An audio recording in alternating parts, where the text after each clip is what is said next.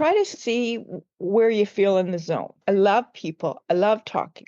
So dialogue's easy for me. Description is hard. So I've come up with hacks for description.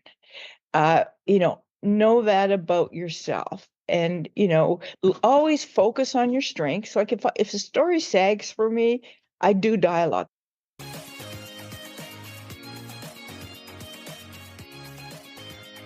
Welcome to the Wish I'd Known Then podcast, where we focus on how authors found success, looking at strategies that have taken them to the top of the bestseller charts, as well as what they've learned from their mistakes.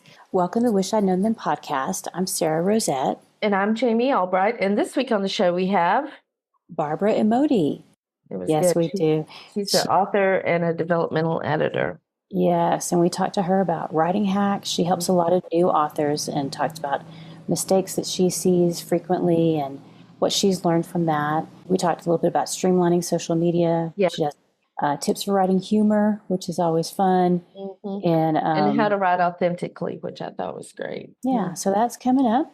Mm-hmm. And also, I'll tell you a little bit more later about Xero, who's our corporate sponsor for this week. Yeah. You can use discount code WishI'dKnownThen20 and get 20% off a Xero subscription for 3 months. And we don't have any new supporters this week, but we appreciate the supporters we have. Thank you very much. You let us know that this podcast means something to you and that it's important. So thanks. We appreciate it. And on that note, we got a text from a listener in Athens, Tennessee, and we're not going to read the whole thing out, but it was just thanking us for the podcast and how much it had helped just with the writing and keeping going. And we just really appreciate that and are thankful that the podcast is resonating with people. Yeah, so that kind of made our day. Yeah, it meant a lot. Thank you so much for sending that to us because we both felt that. Yes, we did. So any writing, personal updates, anything you got going on?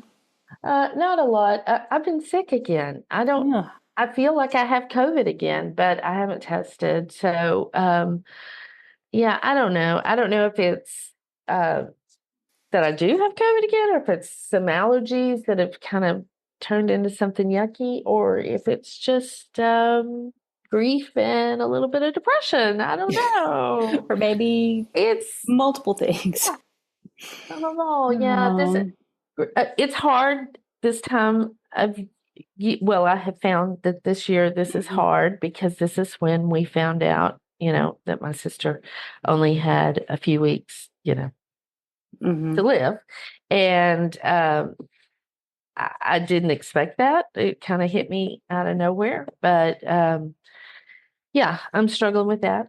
So, blah, blah. I mean, there's a little bit of me. I told some friends the other day, I'm a little embarrassed that I can't handle or that this derails me so badly. Right. And then it makes me wonder, well, should I even be doing this? It's just the whole spiral. Yeah, second guessing yourself. About everything. Yeah. So, but whatever you're feeling or going through is totally legitimate. And, when you lose a sister, that just, there's no set way to recover from that or to get through it, There's no prescription. But, so, I went to a funeral this weekend, my aunt's mother, which I'm sure didn't help, but, it wasn't like I didn't really know my aunt's mother that well, but, my aunt, and the woman lived to be 101. I want to know what she was doing. Wow. Pretty amazing. But we were at the same cemetery and, there's a picture of my sister on her gravestone. And we were standing there with my cousins and one of my sisters, my mom and dad. We all just were like, we still can't believe it. Like, it's like, I've said this before. I can believe that sick woman that was in the bed and that I watched die. But I can't believe the woman in that picture is dead because she was so full of life and so, she was just full of spit and vinegar. And so it's that. But I am going to find a grief counselor. I have decided that is probably what I should have done in the beginning instead of just going to regular counseling. But anyway, that's me. But I'm sorry. Okay. Sorry to bring y'all down. Well, that's honestly how you are, so that's fine. That's honestly how I am. So. Yeah. Well, I'm still in the mountains, and so jealous. It is gorgeous and beautiful here. It's like we needed a layer to go outside, a jacket or. Oh gosh.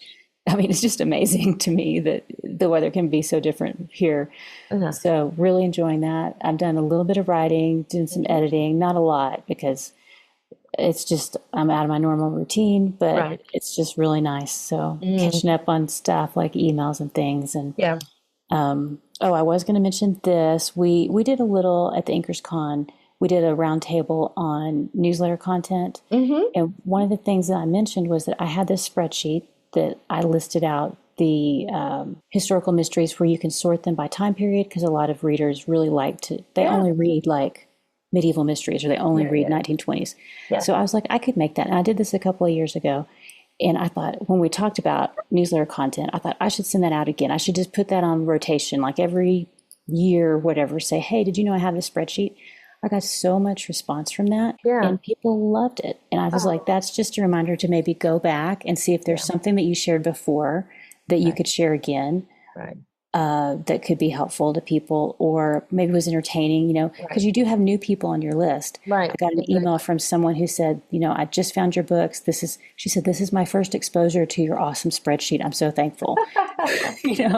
So maybe if you don't know what to write about, maybe go back and look and see if there's something that resonated last time, maybe a story you told that maybe not everybody's heard, or you could add to it or something. So, Well, I know what I sent a newsletter out last week, and I oh my gosh, I've gotten so many responses from it because I did talk about my grief. But before that, I was just kind of filling them in on summer and swimming lessons. And I was like, I got a call saying that my mammogram was normal during the summer, which was great, but I didn't really need the call because Betsy and little Timmy had already given me a thorough exam during swimming lessons and told, I feel like if there was a problem, they would have let me know because, those gave you peace of mind, right?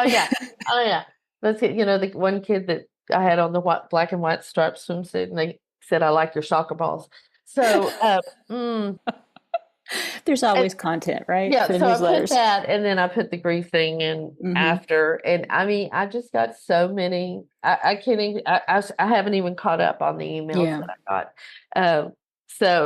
But yeah, you can just tell people what's going on. They love it. They love it. So anyway. All right. Well, so that is us. We should mention the corporate sponsor for this week is Xero. Thank you to them for sponsoring the kind of keeping the podcast going, keeping the lights on. The supporters that we have sign up for the extra episodes and stuff. They pay for our time, but Xero helps keep things going. So the corporate sponsor today is Xero, accounting services made for small businesses like indie authors themselves.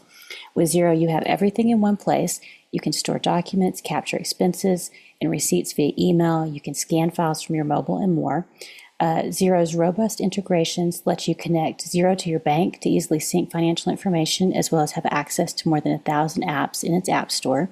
And there are different plans to suit your business, and all pricing plans cover the accounting essentials with room to grow. And I've been using it for several months now, and I really like it. It's very low stress. I can go in there, import my transactions, and reconciling is really easy. It doesn't take much time at all compared to what I had before. And they have an onboarding call to help you get everything set up. And it's just a great accounting solution for me in my indie author business. And you can use discount code WishI'dKnownThen20 and get 20% off a Xero subscription for 3 months.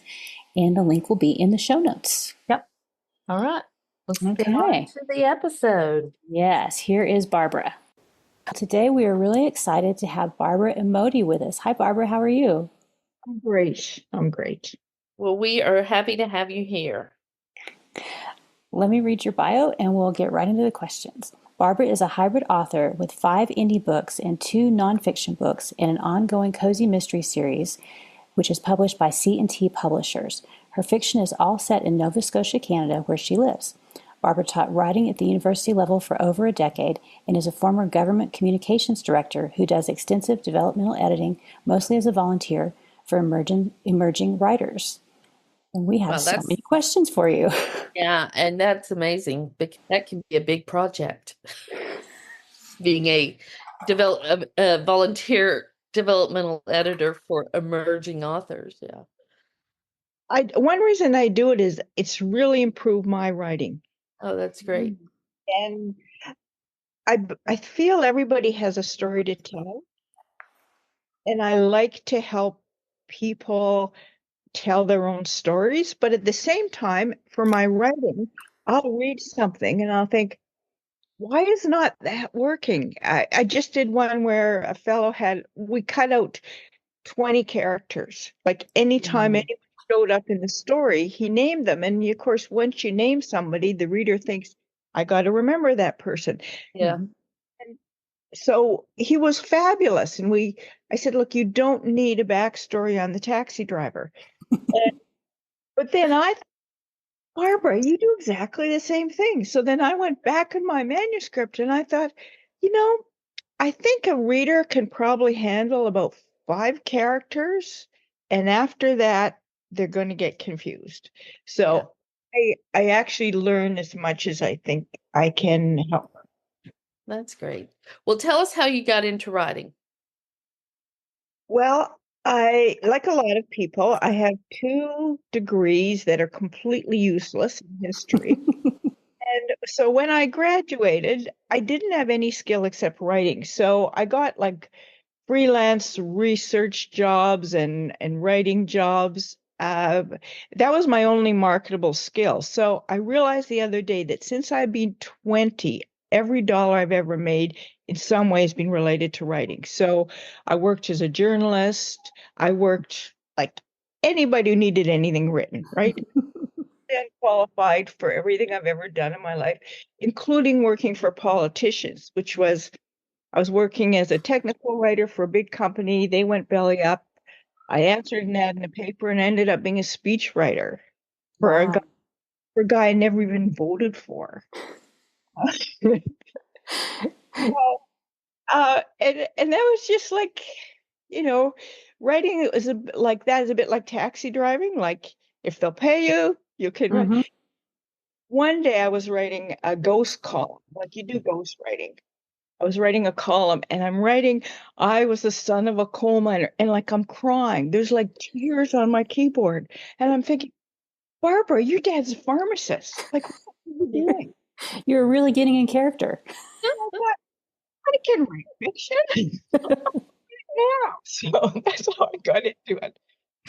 Oh, that's a great story. And I think it's encouraging that you graduated with this degree that people would be like, well, you can't use this at all, but you obviously have and have used it in many different areas. So, writing degree, history degree, those are things that people may discourage you, but it's okay. It'll all work out.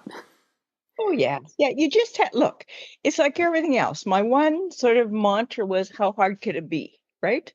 And I feel like that every time I start a novel, I think, well, how hard can it be? Well, it's really hard, but I'm just... You just ignore that. Well, yeah, my degree is in physical education, so You know how, okay. Yeah. Oh, you know exactly how I feel. Yeah. Well, what is your definition of success? My definition of success is when I get an email from a reader who says, I know exactly how you feel. Or when I read your book, like it was a hard time in my life and you made me laugh and I feel I connected. That's part of it. And of course, also, I like to make a bit of money because I have always made money from writing. And that's a certain validation. But mainly, it's my readers. I actually, here I go. I'll tell you another story. I got a tick bite this last month that got infected. And it meant I had to be down at a hospital getting IV antibiotics 4 mornings in a row in the middle of a reunion. So there's like I'm down there at 6 a.m. because I do not want to interfere with my day. And I took a cozy mystery with me And I only let myself read it when I was having my IV because it was so distracting. It cheered me up. I thought to myself, this is what I want to do with my life. I want to write something that people will read when they're getting an IV. Yeah, yeah, absolutely. That's such a great thing to think about when you're writing. Yeah, I know. Yeah, and that's my purpose. What do you wish you'd known about writing and craft when you started? That it wasn't something I had to be qualified to do. I felt like fiction writers were like geniuses, that like, James Joyce or something, like not an ordinary person like me. So I felt I had to read every craft book. I had to join every Facebook group. I had to do all of that. And then when I had learned it all, when I had my PhD in writing preparedness, I could then write. And all that stuff just was so overwhelming to me. And then I realized it's like any other kind of thing you do. You write, you learn in public when you write. Like you write a book, do your best. My only rule is let's make the next book a little better. Like let's try to learn something. Don't go back and fix it. And Yeah. probably, just do it. Try to learn what you can and keep moving. Mm-hmm. That's a Yeah. great way to go. I Well, thought the same thing. I thought that you had to have perfect grammar and you had to have, perfect syntax, and well, you even had to know what the word syntax meant. And I knew very little of that, but I could tell a story. So yeah. Exactly. It's all about the stories. Yeah. Well, what about marketing? What do you wish you'd known about marketing? I think marketing, okay, I had an editor once who said to me, the news is made by who's home when you call. Really, which is if you're a True. if you're a reporter, you make your calls, whoever gives you a quote, they're in the story. And everybody else reads it and say, why did they talk to them? Because I had a deadline, because they answered the phone. So Mm-hmm. you need to position yourself so when the person is looking for something to read, you're there when they're looking. So, that's kind of baseline. Again, back to being overwhelmed. I think the industry's changing so much. You just need people who like what you read, what you wrote, and will keep looking for you, and you have to grow it slowly. Like if you try to hit every marketing thing, you're not going to have any time to write. And think you need to say, okay, what do I like to do? So for me, I've streamlined it right down. For a while, I thought I had to learn all these ads. I had to do all this stuff. I do Instagram. My Instagram is set so it automatically posts on Facebook. That's all I can do. And then what I do is I answer all my readers' emails. And I do a kind of a blog on my web page, and I do that because I enjoy that. I also have a Substack, which is called How to Be an Older Woman for Beginners. And, and all of that and that's all stuff that energizes me. And that's all I do. I think there's so much wisdom in that Mm-hmm. because you will wear yourself out and you won't write if you're trying to do everything. Yeah. No, you can't. You can't. Yeah. No, you can't. Well, what assumptions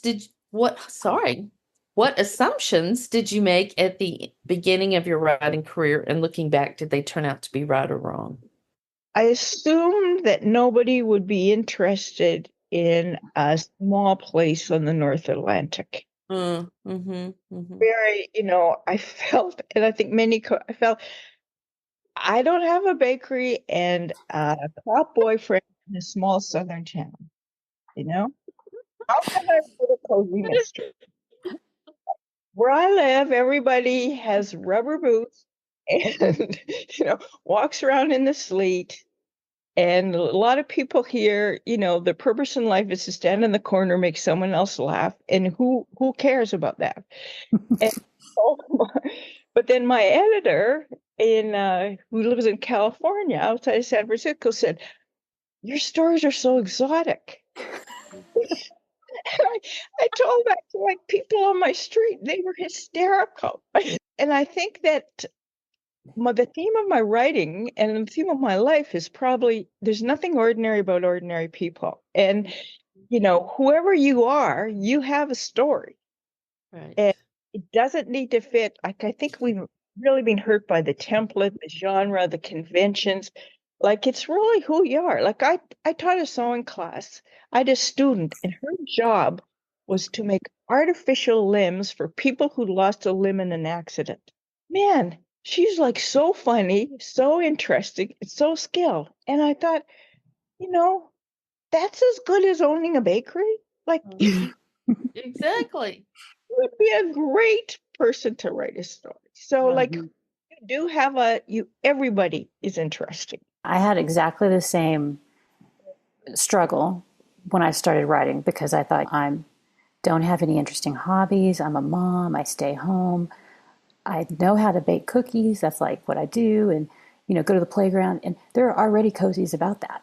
And so it took me a while to figure out that what I was doing was interesting. Other aspects of my life were interesting to other people. Well, and it also depends on the person listening to the story. Yes. Like, my daughter is an event planner, and she was planning an event for a woman, but it was hosted at the house of an astronaut. And my daughter has had this crazy interest in space forever. So she is just like sitting there drilling this man, talking, peppering him with questions and stuff. And there was another person standing there, and she happened to say, "And what do you do?" And he said, "I'm a funeral home director." And she was like, "This is the best day of my life," because she also loves all things funeral and stuff like that, which is weird. But for her, that was the most interesting conversation she could have had. For me, that wouldn't have been that interesting. So it really depends on the recipient too, and finding, matching those things up, like these interesting things about characters and finding the right people for those stories. Yeah. Exactly. Yeah. And I think the market has changed. Whereas when I was starting out, you could only have a couple of cozies about a bakery or whatever. So you could go ahead and write your cozy about a bakery if you want. There are a lot of them, but that's okay. And a lot of it is like, I'm interested in Nova Scotia. I've never been there. Yeah, so there are people who are like, oh, that sounds interesting because it's like unknown to them. Right. Exactly. Like I have readers in Australia who write and say, "I love it when you write about snow." And I think, okay, you come up here in February and shovel it, Yeah, like you're valid, right? I mean, that's really what you're saying to your readers, isn't it? Like, I see you and you're valid, and I will share who I really am because you're a real person too. What is the most important lesson you've learned? The most important lesson I learned was to be authentic and my purpose is not to sound like a writer. It's to sound like a person. And to get confidence in that, I had a scene once. Okay, my kids are all growing up, where it's a mother, her youngest son says, "Mom, he lives away. I'm coming home." She goes home early from work. She runs and cleans her house. She makes up the bed because he's going to stay. Then she says, "I'm going to make tuna casserole." He loves my tuna casserole. He always ate, he stood at the fridge with the door open and ate it with a spoon from the fridge. "I'm going to make the tuna casserole." The son comes in and he looks at her and he says, "Mom, I don't eat tuna. It has mercury in it. And I'm quitting law school and going to become a vegan pastry chef in Brooklyn." And then he says, "I'm going to stay with my friend." And he goes off in a van. And the bumper sticker is, "All who wander are not lost." And she doesn't want him to see that he's driving away. So she goes and stands in her bathtub so she can look out of the bathroom window as he goes down the street. And my editor said to me, like, "This is kind of creepy. Like, this is kind of creepy." And I said, "No, I really want to put that in, And then I got emails from readers who said, "I love that." And one woman said, I bought 5 copies of your book to give it to my friends just for that scene. And I thought to myself, you know what? Yeah, be yourself, be authentic. What's the biggest change you've had to make in your thinking, do you think? Probably to be brave and to keep writing, and it doesn't need to be great all the time, but it needs to keep moving. Right. And to not go back and rewrite, like, just to write it, fix it, understand that a lot of it is, kind of dumb. You got to cut out a bunch of stuff just to keep moving forward. Right. And to be prepared to fail. Like, I have written books that I think are good. I think other ones I think aren't so good. But just to keep moving forward and not take myself seriously. Right. Nobody else is. No. Well, this is a question we ask because a lot of our listeners are new writers. So if you were starting over today, would you do anything differently? Probably just realize, I think, to understand who you are. Like, I am not a plotter. I know what I'm good at now. Try to see where you feel in the zone. Like, I felt good. I love people. I love talking. Obviously, I'm here. So dialogue's easy for me. Description is hard. So I've come up with hacks for description. Know that about yourself. And, always focus on your strengths. Like, if the story sags for me, I do dialogue. I do funny dialogue. It picks me up, cheers me up, and I can keep going. So really understand yourself. And, I wasted so much time trying to learn how to plot, like so much time. And now I know who dies. I got a list of kind of suspects, and then I have a kitchen drawer, basically mental, where I just throw in like a good line or an idea, or maybe this could happen, and I, rummage around that drawer when I need something to happen and find it. And that's my plotting. I wasted a lot of time trying to do what I thought writers should do. I think we all do that. Well, so you mentioned hacks, and I think you have one there that you kind of said in passing, like if you're stuck, you go do what you like and enjoy for the story. And you also mentioned description hacks. So if somebody else has trouble with description, how do you do that? Okay, well, I got a couple of things that I've learned. One is, because I get so caught up in the characters, I forget. I go out of the house. I had a student, of course, always I have a story, but I had a student who I taught writing to, who got a job at an big ad company in a big city. And they told her she had to write ad copy for mascara. And they told her copy was terrible. So she phoned me, she said, what am I going to do? And I said, well, get out of the office, go down to a drugstore, stand in the makeup aisle and listen to people talk. And she did, and it worked. So for me, I have to get out of the house. So, for example, I've got something, obviously everything's on the ocean for me, but I went and snuck into a yacht club boathouse this week because I was doing a description. And I couldn't have made it up, but I saw like ropes and life jackets. And then, you know what I saw? They have rollers on the floor where they roll the boats out of the boathouse onto the dock and into. Then I thought, somebody could slip on those rollers and go up those doors and into the water. So go out and do it. Another thing is, if you feel that you're starting to like you're stalled and that you're losing your authenticity, physically go to a place you're uncomfortable. I used to tell this to students. I had one student who, her writing was very stilted, like, is this what you want me to say? Well, you're not writing well if you're trying to write for a teacher. She had a thing about her feet. Nobody could touch her feet. So I said, go have a pedicure. So she went and had a pedicure, and she wrote this amazing thing where it was like, I hate Barbara Emodi. I'm so uncomfortable. And it was so authentic and so real. And her description and her emotion and her dialogue was so funny.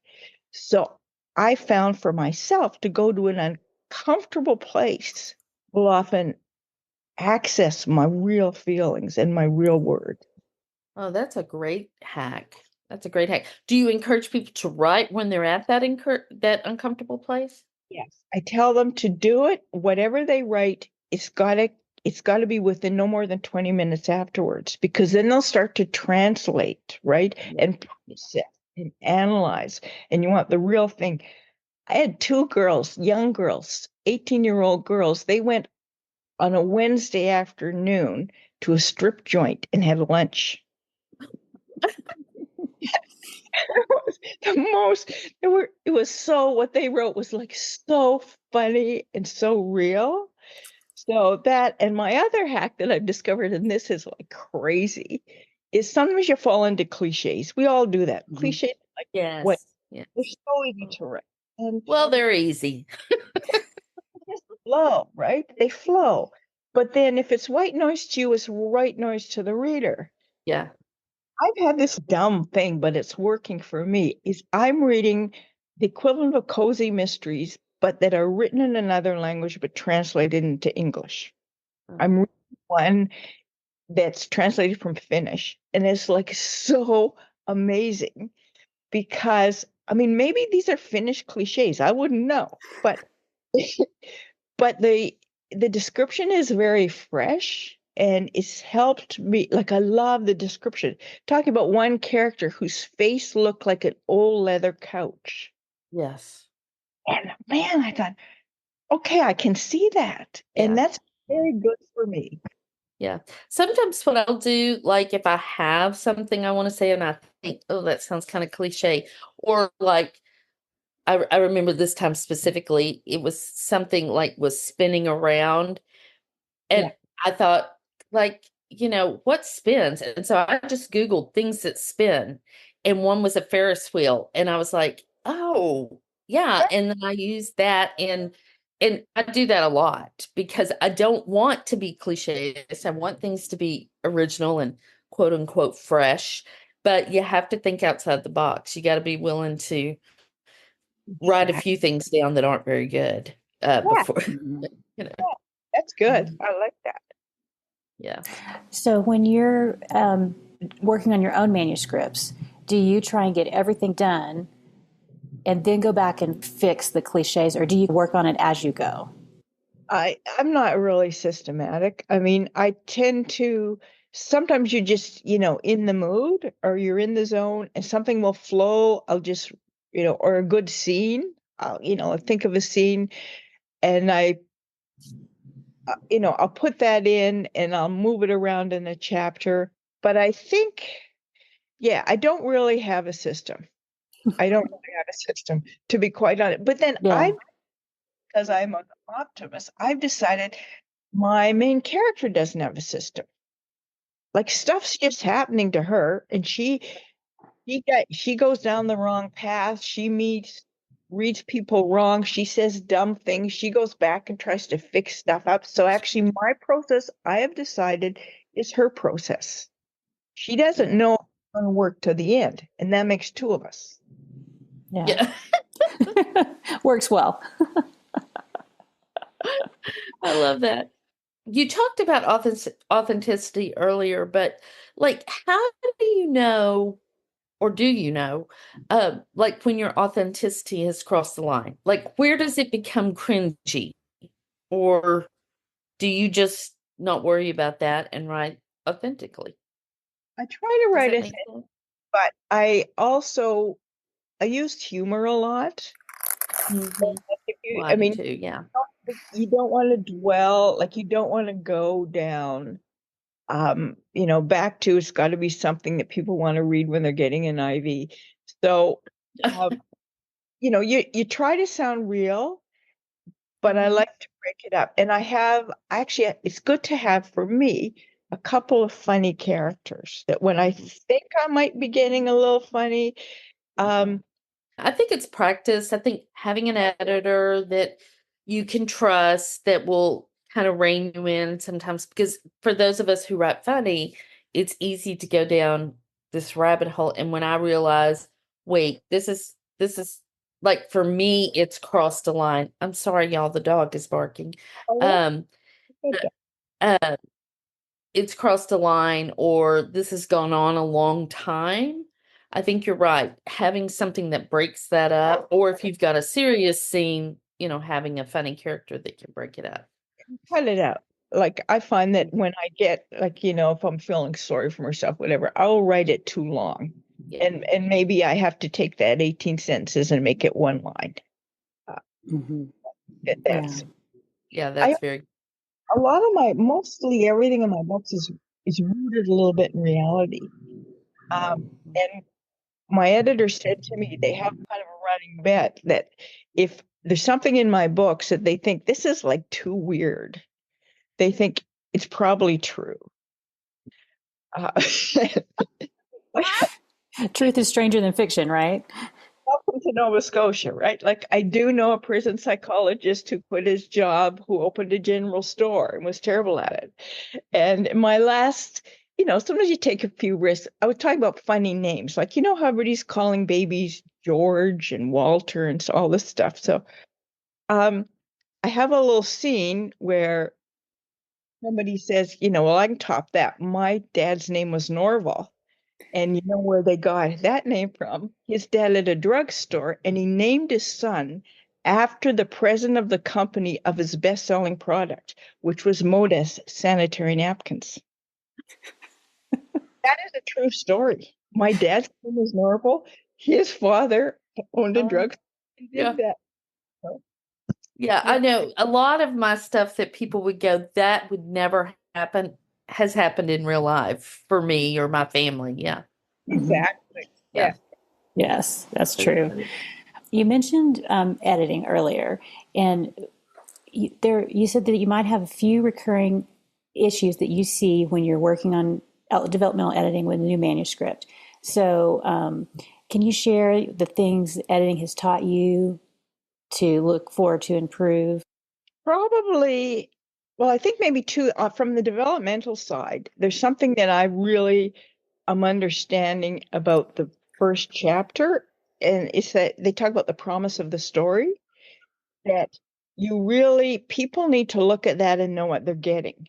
Yeah. I looked at somebody who had a love scene, pretty steamy love scene was the beginning of their book. The rest of the book was a police procedural that was really good. And she said, well, I wanted to grab her. And I said, look, if I read that, I'm thinking I'm reading romance, right? Yeah. So, that's one thing. And I think maybe people sometimes get themselves in knots. I mean, this is on the big picture, trying to do a complicated plot. I mean, cozies, people have to like the characters. They have to think it's an interesting place. And I remember, Donna Mott Davidson, Goldie Schultz, that was the first series that I really read the whole series. I cannot remember one of her plots. I cannot for the life of me. I can tell you what her kitchen was like. I can tell you what she cooked. I can tell you what her husband and her son were like. So I think, in terms of plots, before you get too intricate, in a cozy, I think you've got only one job. They get to the end and say, never saw that coming. Didn't think it was them. Right. And they want to read more about it. They want to come back and read the next book about the characters. That person, right? They like that person. In terms of smaller, more detailed things, I mean, personally, I repeat words. It drives me crazy. When I write fluently, I'll go back out. I use that one word like 4 times in a sentence. Like, what am I thinking? Right? So you need to be able to flag your own weaknesses, and I think keeping your verbs really simple too is and hard sometimes. Yeah, I use the same phrases. So I know I have to go back and look for phrases. Yeah, those kinds of things I think are important. Yeah. I think that's great advice. And I keep a list of words that either I frequently misspell, because I still misspell stuff all the time, and things that I have had issues with in the past. I'm like, oh yeah, last book I used the word actually 5,000 times, and I have to go back and search for it again. Exactly. I do just and now. Like, I swear that's in every sentence I write, just or now. Just is just so, it's just so descriptive. Yeah. It really gets the point across that you've got a small vocabulary, but no, it really. Well, this has been great. We like to ask our guests, what do you think the best thing you've done to set yourself up for success has been? Realizing the role, what writing gave me personally. Yeah. I have a huge extended family. We have chronic illnesses. In my case, in our family, serious illnesses. We've got some things to worry about. And I realized that writing and my books, like when it's too much, I go to Gasper's Cove. Mm-hmm. And if I need cheering up, I pull out Harry Sutherland, who's always an idiot and always funny, And I realized that writing fills my personal well. It's like a little island I can go to where I can always reliably enjoy myself. And so it's given me a lot. And that probably, I think, has kept me writing. Yeah, because if you find joy in the process, then you're going to want to write. Yes. If you can make yourself laugh, right? Right. Or you get a line. I wrote a whole book because I had like this cheesy line. Yes. Which, the book is off being printed right now. It's like, this is my own personal witness protection program. I'm to protect myself from witnesses. I just thought that was like the most clever thing I'd ever written. So I read a whole book around, So like I amuse myself. Yeah. Well, me too. Some books just have to be written, like, but whether it's a line or a character or setting, they just have to be written. Well, where can people find out more about you and your books? Probably you can always email me. People email me all the time. People tell me all sorts of stories. I have a website, Babs Emodi, BABSEMODI.com. And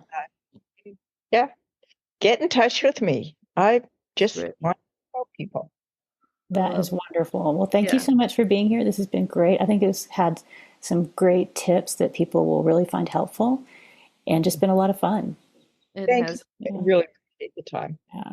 We'll have the link to your website in the show notes, and those will be at wishidknownforwriters.com. And if you want to support the podcast, you can go to that same link /support. So we'll see everybody next week. Bye. Bye. Thanks for joining us today. And remember our sponsor, Zero Accounting Software. Use discount code WishI'dKnownNen20 and get 20% off of Zero subscription services for 3 months. Thanks for listening. Keep writing, and we'll talk to you guys next week.